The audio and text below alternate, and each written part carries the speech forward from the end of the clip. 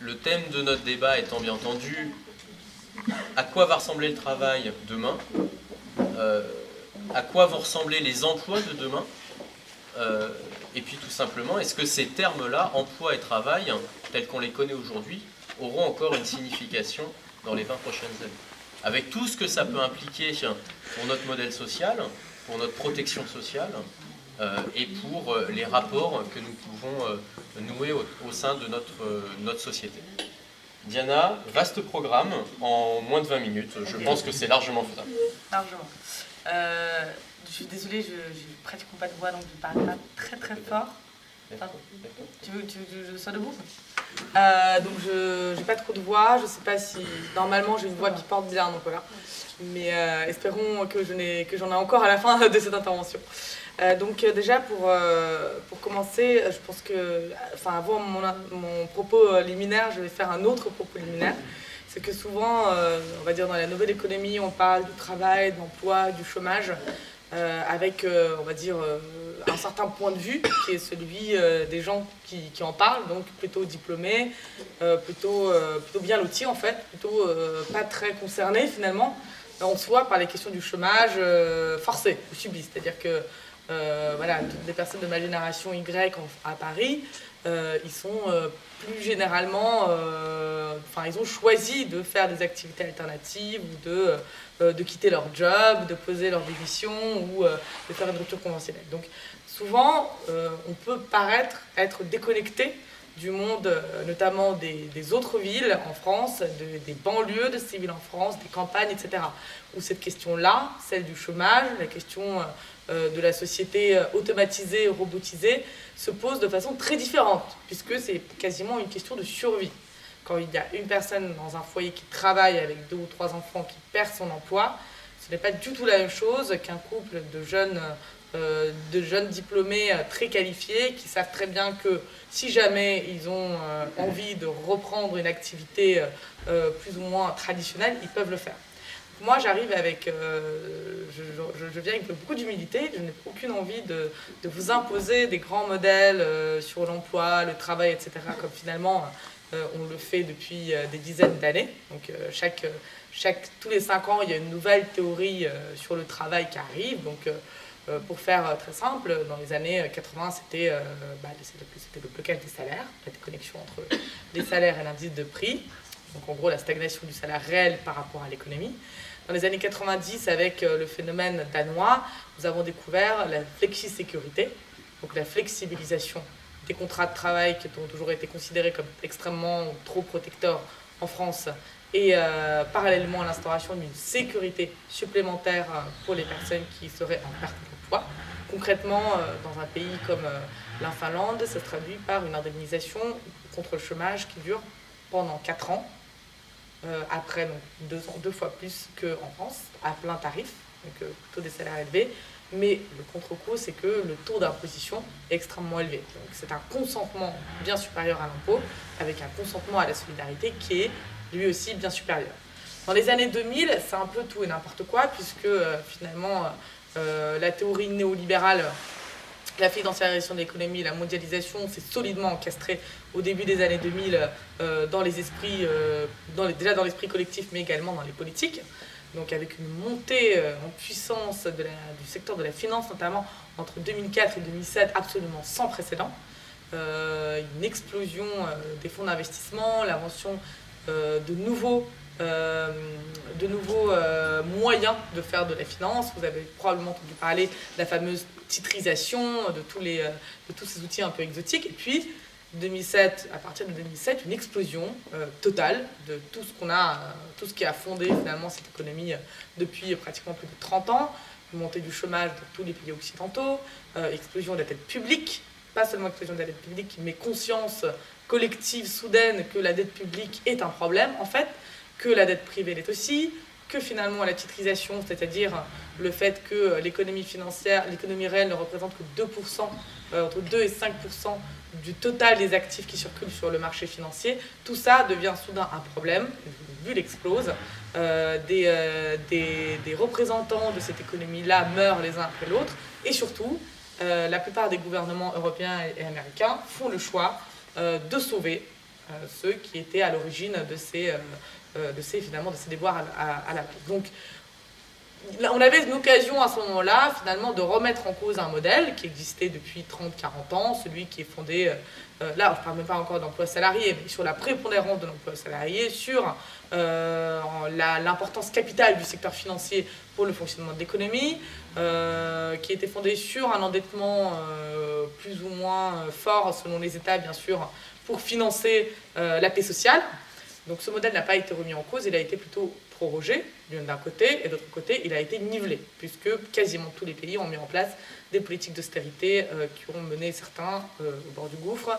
En France, on s'en sort plutôt pas mal, d'une part parce qu'on a réussi à avoir une politique d'austérité plutôt modérée par d'autres pays comme l'Espagne ou la Grèce qui se sont subis le plein coup des marchés financiers et des traités européens, et aussi parce que la France est un pays plutôt procyclique, on subit beaucoup moins la croissance, enfin la croissance n'apporte beaucoup moins, on va dire, de développement en termes du secteur économique, mais en même temps, lorsque nous avons une stagnation ou un ralentissement de l'économie, nous avons un certain amortissement, notamment grâce à la présence de services publics et de filets de sécurité qui sont, malgré tout ce qu'on peut dire, qui ne sont pas les plus dégueulasses. Voilà. Donc dans ce contexte-là, dans les années 2010, 2011, 2012, il y avait quelque chose qui se passait déjà depuis longtemps dans certains coins du globe, notamment dans une région dont vous avez certainement entendu parler dans des termes plus ou moins mythiques, la Silicon Valley, donc San Francisco. La région est née l'innovation, la région est née l'informatique, aujourd'hui naissent les robots, les algorithmes et toutes les innovations technologiques qui vont ou ne vont pas, j'en sais rien, révolutionner notre vie dans les années à venir. Mais aussi quelque chose de nouveau apparaissait, parce qu'avant, cette économie était un peu enfermée dans une région, et surtout, elle était finalement limitée à de la tech. Parler de la tech, donc la technologie, Internet, les réseaux sociaux, c'était la robotisation, l'automatisation, l'informatique, le hardware, les petits ordinateurs. Puis là, il y a autre chose qui apparaît, comme si ces évolutions technologiques, en fait, s'immisçaient dans les structures sociales de la société. Donc c'est là qu'on a commencé à parler de consommation collaborative, de production distribuée, et plus généralement de ce qu'on a appelé tour à tour économie collaborative, économie du partage, économie contributive, etc. Donc moi, je trouve que ces noms-là, finalement, ils veulent tous dire la même chose. Moi, j'emploie le mot d'économie collaborative parce que je pense que c'est le plus neutre qui soit. Donc il n'a pas cet enjeu de moralisation de l'économie que peut avoir l'économie du partage, le partage étant quand même un mot lourdement connoté du point de vue moral ou éthique. Et de l'autre côté, on n'est pas non plus dans le pair à pair ou dans le contributif qui en fait n'est pas vraiment toujours pair à pair et pas toujours très contributif. Donc on n'est pas non plus dans la normalisation. L'économie collaborative, c'est relativement lourd. C'est quoi cette économie collaborative ? Donc on s'est posé la question à l'époque, le Wisher, le think tank que j'ai cofondé, finalement, comment on peut caractériser tous ces mouvements dans la consommation et la production qui sont en train d'apparaître. Donc on a construit une définition plus ou moins objective qui est la suivante. L'économie collaborative, c'est l'ensemble des modèles économiques et organisationnels, on ne se limite pas du tout à l'économie, qui reposent sur l'existence d'une communauté et sur la contribution de cette communauté à la production de commun. Donc en gros, on a identifié plusieurs secteurs, la consommation collaborative que vous devez bien connaître avec des grandes entreprises comme Airbnb, Blablacar ou d'autres. Il y a la production distribuée, avec la capacité à produire localement un certain nombre de biens grâce aux nouveaux outils du numérique, notamment dont la plus connue est l'imprimante 3D. Le financement participatif, avec les grandes plateformes. On aurait dû avoir aujourd'hui Adrien Aumont, qui est un des fondateurs d'une grande plateforme européenne et française. Il y a également la gouvernance distribuée, très important, le fait de casser les silos et casser les hiérarchies dans le cadre des organisations et des entreprises. Et l'éducation, pair à pair, avec la capacité à apprendre et à enseigner sans passer par cette institution un peu centralisatrice qui est l'université au sens large. Évidemment, entre le moment où on a découvert cette économie collaborative qui a très rapidement monté les conquis, les cœurs et les esprits en Europe et aux États-Unis, entre-temps, elle est plus cantonnée à certains acteurs tout à fait limités du secteur, mais devenue un business mondial. Je pense que vous avez tous entendu parler d'ubérisation, ubérisation, donc terme absolument générique pour désigner le fait qu'un acteur comme Uber arrive dans un secteur relativement protégé et qui va casser la réglementation et les modèles qui existaient à l'origine de ce secteur-là. Airbnb et Uber sont toutes les deux des entreprises qui sont valorisées à respectivement donc 62 et 28 milliards. Ça bouge tous les jours, donc j'ai les chiffres les plus récents que j'ai. Nous avons aussi en France nos fleurons de l'économie collaborative, comme Blablacar, qui est aussi valorisé à 1,7 milliard d'euros. Donc de tout petit, tout sympa, tout nouveau, de tout petits modèles collaboratifs, nous avons donc des gens qui ont émergé. Entre-temps, plein de questionnements ont commencé à se poser, et notamment sur les questions de qu'est-ce que cette économie collaborative implique. Donc elle implique plein de choses. Elle implique bien sûr la transformation des règles juridiques, comme on le voit avec Uber, qui régissent un secteur. Moi, je ne vais pas trop m'arrêter à ça, parce que la fiscalité et le juridique sont des questions très intéressantes, mais un tout petit peu bureaucratiques et beaucoup moins intéressantes que celles que j'ai posées. C'est la question du travail. Au fond, ce que Uber montre, ce que Airbnb montre, c'est qu'on sort d'un modèle où l'organisation d'une entreprise et le fonctionnement d'un secteur était régi par une séparation rigide entre les salariés et les travailleurs. Si je vous donnais le nombre d'employés d'Airbnb, c'est moins de 1000 personnes, et le nombre de personnes qui contribuent tous les jours à la production de valeur sur Airbnb, c'est des millions et des millions de personnes qui mettent leur appartement ou leur maison sur location, vous voyez bien l'écart. Alors que si vous prenez un Renault ou un Peugeot, une entreprise, finalement, c'est assez clair. Il y a des ouvriers dans une usine, donc assez schématique, hein, des ouvriers, donc des salariés, et une usine, du capital. Il n'y a pas de doute sur l'organisation économique, sur les circuits de production.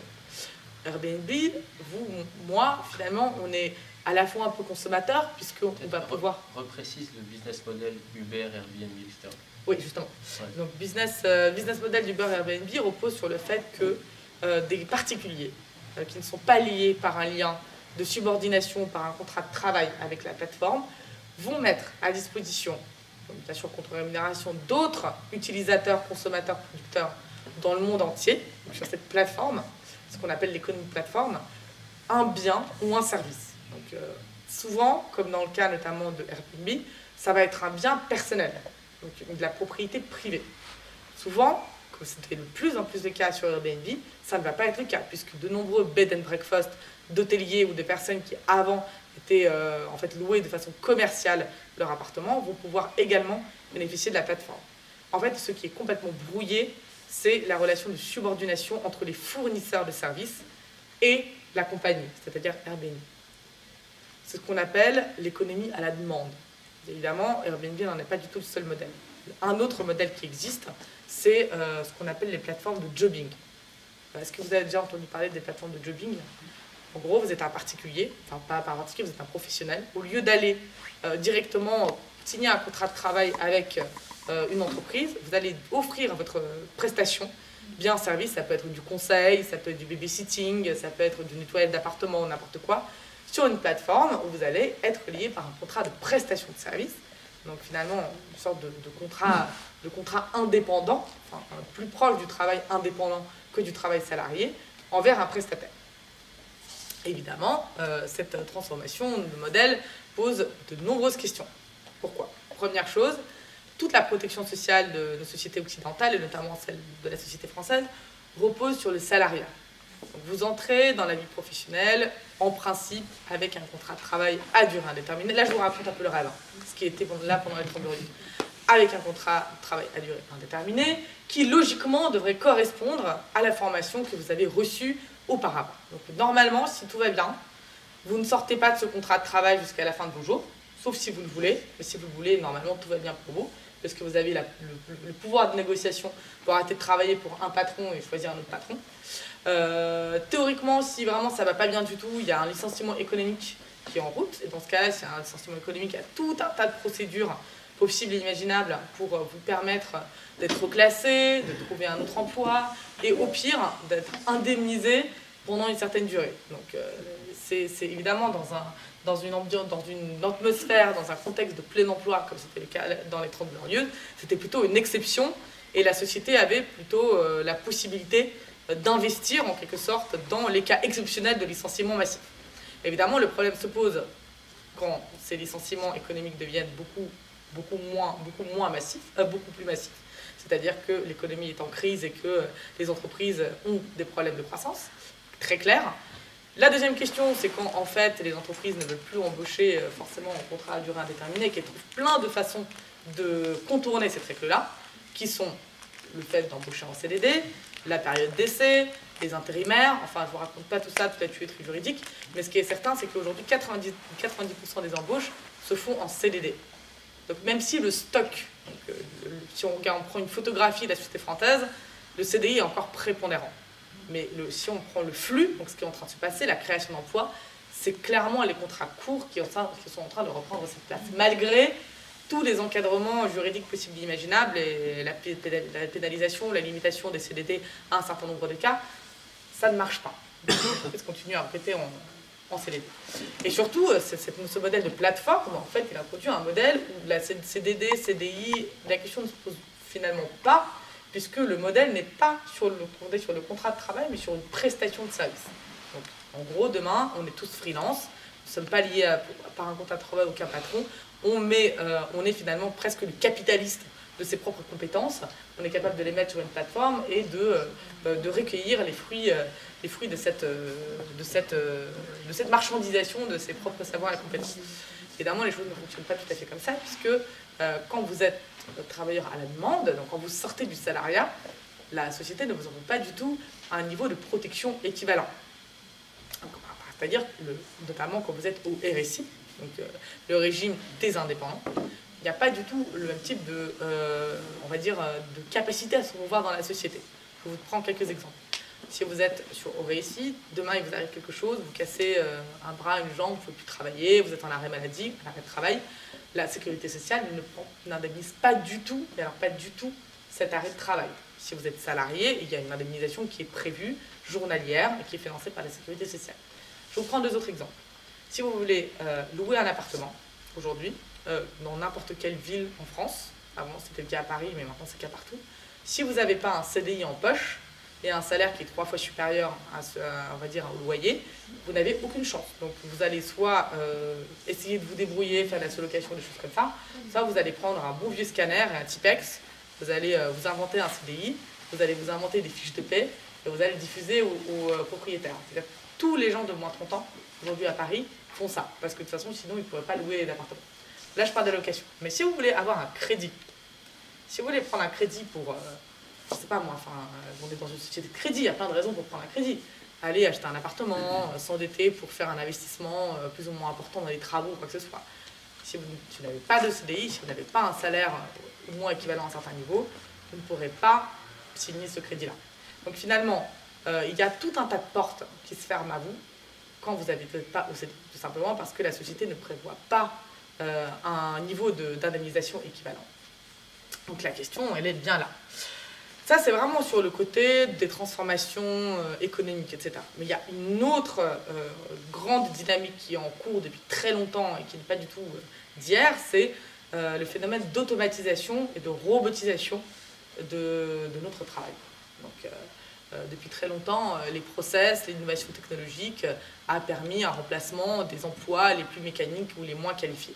Ça a été le cas dans les usines, et ça c'est un phénomène qui n'est pas du tout nouveau. Il est en cours depuis les années 50, les fermetures massives d'usines, la transformation, la dépopulation des zones anciennement métallurgiques, on l'observe en France depuis très longtemps. Mais il y a quelque chose qui se passe qu'on ne voyait pas avant, puisque finalement c'était relativement bien accepté dans l'imaginaire collectif que les emplois d'ouvriers allaient être remplacés par des robots. Finalement c'est assez facile à voir, on voit très bien une grosse usine et plein de choses qui sont faites à la main, on se dit c'est un peu normal que ce travail un peu ingrat devienne un jour automatisé. Aujourd'hui, ce qui se passe, c'est un peu différent. C'est que ce n'est pas seulement le travail manuel qui est remplacé par les robots, c'est le travail intellectuel.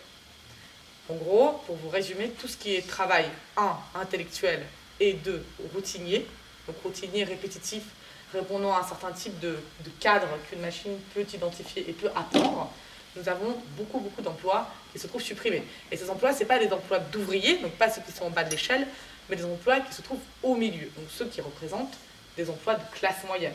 Par exemple, pour vous donner deux exemples assez intéressants, c'est qu'aujourd'hui, un robot peut très bien rédiger un article de presse. Il peut rédiger un article de presse de base, où il explique qui vous explique tout simplement ce qui s'est passé dans un endroit, un accident, et il le fait très proprement, il le fait sans faute d'orthographe, il le fait à 3 heures du matin ou à 2 heures du matin quand les journalistes, normalement, dorment. Il s'appelle Wordtooth. En fait, c'est un module qui est aujourd'hui acheté par les sociétés de presse et qui participe à réagir des nouvelles relativement simples. Tous les jours, en fait, ces machines qui aujourd'hui savent faire les choses simples sont capables d'apprendre à faire des choses plus compliquées grâce à un phénomène qui s'appelle notamment l'intelligence artificielle, dont on parlait, et le machine learning, l'apprentissage de la machine.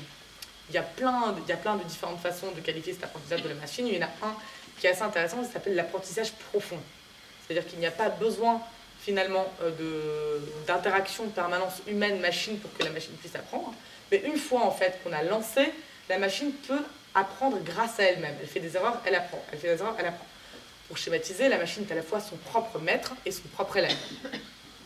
Ça ouvre évidemment des perspectives tout à fait... selon l'approche euphorique ou terrifiante pour le futur de nos sociétés. Mais en tout cas, ça existe et c'est en train évidemment d'être adopté massivement par les entreprises. Donc, emploi, classe moyenne, vacille.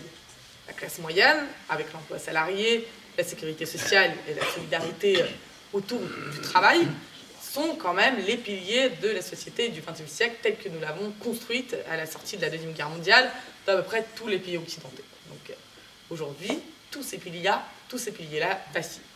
Et qu'est-ce qui se passe parallèlement ? Parallèlement, il y a la création de nouveaux emplois. Bien sûr, il n'y a jamais aucune révolution technologique sans la création de nouveaux emplois. Intéressons-nous à la nature de ces emplois qui sont créés. On peut bien se douter que pour opérer des machines, pour programmer des ordinateurs, pour faire toutes ces choses extrêmement qualifiées, l'intelligence artificielle, il y a besoin de beaucoup d'ingénieurs, il y a besoin de beaucoup de techniciens, beaucoup de personnes extrêmement intelligentes qui ont beaucoup de diplômes et qui sont formées dans les meilleures universités en monde. Donc finalement, les emplois créés sont... les emplois moyens ont été détruits, c'est les emplois qui sont créés, c'est les emplois extrêmement qualifiés, qui sont accessibles. Alors, moi, ils me sont clairement fermés. Moi, je ne suis pas ingénieur, je ne suis pas une technicienne. Et je ne sais pas combien d'entre vous savent coder en Python ici ou savent l'intelligence artificielle, mais c'est clairement pas du tout le plus clair d'entre nous. De l'autre côté, je vous ai parlé de nouvelles plateformes de jobbing, d'économie collaborative, etc. Sur ces plateformes, les emplois finalement qui sont créés, ce sont les emplois de service. Donc, ceux qu'on pensait être automatisés. Paradoxalement, c'est dans ce domaine-là de petits jobs à la demande, de petits jobs de service, que la croissance est la plus forte. Alors, par exemple, aux États-Unis, en 2015, c'est 1 million d'emplois à la demande qui ont été créés. Voilà, vous voyez bien l'image. Au centre, pas trop grand-chose. Voilà. De l'autre côté, très peu d'emplois très qualifiés qui, de toute façon, ne vont pas garantir notre prospérité commune. Et de l'autre côté, un tas d'emplois relativement peu qualifiés, je dirais même très peu qualifiés, une sorte de nouveau précariat, nouveau prolétariat autour des plateformes à la demande. Et un système, on va dire un système économique, un système juridique qui reste concentré sur les questions du plein emploi du salariat. Aujourd'hui, il n'y a pas un seul politique qui ose prendre la main et dire c'est la phare d'une société de salariat, il faut réinventer un modèle différent. Au contraire, ce qu'on dit c'est il faut sauver le plein emploi, il faut encore taxer les CDD, il faut absolument que tout le monde soit bénéficie d'un CDI, et aucune question ne se pose sur, en fait c'est déjà en train de se passer, ça a déjà produit des effets qui sont irréversibles, donc on n'est même pas encore dans une société qui va venir demain, on est dans la société qui est là aujourd'hui. Et en plus, on ne se pose pas la question de ça veut dire quoi la sécurité sociale, ça veut dire quoi l'éducation dans le monde d'aujourd'hui. Donc celui de l'accélération technologique, celui de la destruction des emplois qui ont été les piliers de l'organisation sociale, politique et économique du siècle passé. Donc avant de procéder à la discussion, parce que je suis dans les temps là, c'est bon ? Encore 2-3 minutes. Ok, je suis dans les temps. Je vais juste vous évoquer 2-3 pistes. Donc la première piste évidemment qui est la plus importante, c'est l'éducation.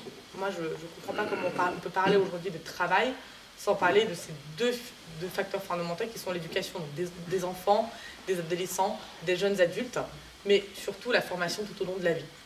Avec l'économie numérique, les compétences, en fait, on le sait, sont périmées en quelques temps. Il y a beaucoup de rapports, beaucoup d'études qui montrent que, en fait, même la nouvelle génération qui est aujourd'hui dans les universités, ce qu'elle apprend aujourd'hui va être non nécessaire demain. Parce qu'il y aura soit une optimisation du process qui aura été faite, soit tout simplement la disparition de ce travail qui aura été remplacé par un algorithme ou un robot, soit tout un tas d'autres facteurs qui vont rendre ces compétences obsolètes. Donc, la question qui se pose, c'est qu'est-ce qu'il faut apprendre dans le monde de demain? Donc, moi, je crois qu'il faut apprendre à pouvoir apprendre tout au long de la vie. Donc, acquérir un certain nombre de connaissances qui, paradoxalement, à mon sens, ne sont pas forcément les connaissances les plus pointues, donc celles qui sont des connaissances techniques, mais plutôt revenir au fondement. Le fondement, c'est, selon moi, c'est la connaissance de l'histoire, pour ne pas répéter les mêmes erreurs, c'est la bonne connaissance de la philosophie, parce que ce sont des savoirs qui ne se périment jamais, mais plutôt qui s'accumulent et qui se concentrent l'un l'autre. La littérature, les mathématiques fondamentales, apprendre également à savoir quand est-ce qu'on ne sait plus, et donc rester au fait des choses. Donc finalement, c'est une façon de repenser non seulement le contenu de ce qu'on apprend, mais toutes nos méthodes d'éducation qui sont concentrées sur l'apprentissage par cœur, sur le bachotage, sur le fait d'apprendre pour un contrôle et puis oublier le lendemain, sur la compétition, alors qu'aujourd'hui, plus personne... les gens travaillent en équipe, quoi. Les gens ne travaillent pas en essayant d'avoir meilleur que son voisin. Sur l'interdiction de tricher. Alors, on peut toujours tricher. Moi, je peux tricher en allant vérifier une information sur Google, vous n'allez pas m'en vouloir. Donc, tout ce qu'on apprend, en fait, pour que ces enfants-là aillent dans nos entreprises et soient des bons citoyens bien sages qui obéissent aux règles, ne devrait plus être le mode d'enseignement aujourd'hui. Donc, ça, c'est vraiment sur l'éducation et la formation. On devrait considérer, ça c'est ma deuxième piste, que les périodes de chômage, d'inactivité et de formation ne sont pas des périodes exceptionnelles de la vie des gens. Elles doivent être considérées comme tout à fait importantes et tout à fait égales aux périodes d'activité. C'est-à-dire qu'aujourd'hui, un travailleur qui se retrouve au chômage doit avoir les moyens, sans culpabilisation, sans punition de la part de la société, même symbolique ou économique, pouvoir retrouver une formation et se mettre en inactivité. Parce que de toute façon, cette situation-là va nous concerner tous demain. On va tous se retrouver dans cette situation-là. Donc aujourd'hui, c'est déjà en fait le cas pour la plupart de la génération Y, donc génération de moins de 30 ans.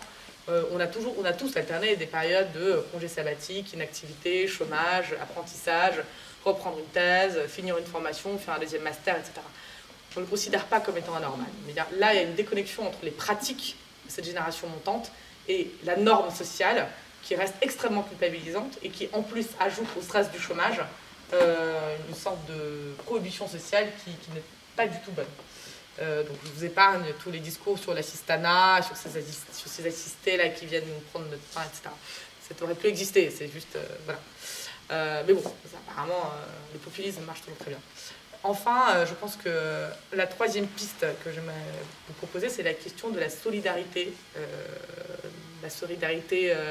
nationale entre nous tous, notamment de la sécurité sociale, à l'âge où le salariat ne peut plus être le pilier, le salarié plutôt, ne peut plus être le seul pilier et le seul destinataire de la redistribution sociale. Je parle notamment de la solidarité, donc on a beaucoup parlé de chômeurs, mais ce ne sont pas les seuls, mais aussi des indépendants, de tous ces travailleurs qui ne sont et qui ne seront jamais salariés parce que leur type de travail, leur type de mission ne correspond pas tout à fait aux salariés. Donc notamment tous les chauffeurs Uber. Enfin, le chauffeur Uber, c'est vraiment l'image de la personne qui n'a pas de protection, qui demain, si elle se retrouve au chômage, elle se retrouve sans activité ou malade, elle ne pourra pas du tout être protégée socialement. Et enfin, la toute dernière piste, c'est la question d'organisation des entreprises elles-mêmes. Je ne sais pas si parmi vous, il y en a qui sont chefs d'entreprise, ici, non? Voilà. Bon, en tout cas, vous n'êtes donc pas chef d'entreprise, vous êtes inscrit dans la grande pyramide hiérarchique où il y a un patron, des horaires, une surveillance permanente, etc. Donc ces méthodes de travail qui sont complètement héritées de la deuxième révolution industrielle, évidemment, aujourd'hui sont de plus en plus contestées, elles sont de plus en plus contestables, puisque non seulement les outils numériques nous permettent de travailler de n'importe où, non seulement la surveillance physique n'a plus de sens tellement on est complètement effrayé par la surveillance en ligne, et que dans un monde où les gens demandent de l'autonomie, des responsabilités, les cantonner à un lieu de travail avec un patron qui surveille chacun de leurs faits et gestes, c'est complètement contradictoire à l'ère du temps. Donc de plus en plus d'entreprises s'essayent à une organisation du travail qui ne soit non hiérarchique, beaucoup plus horizontale. Donc il y a beaucoup de ce type d'organisation dont on pourra reparler. Il y a l'holacratie, il y a l'estime-énergie, il y a l'entreprise libérée, je n'aime pas trop ce terme, on en parle beaucoup, mais en tout cas, l'idée de libérer l'entreprise aux organisations hiérarchiques traditionnelles, de donner beaucoup plus de responsabilités. Donc je pense que ça, c'est clairement le futur de notre organisation, l'organisation des entreprises. Il faut expérimenter ces modes au sein notamment des entreprises nouvellement créées. Merci Diana. Merci.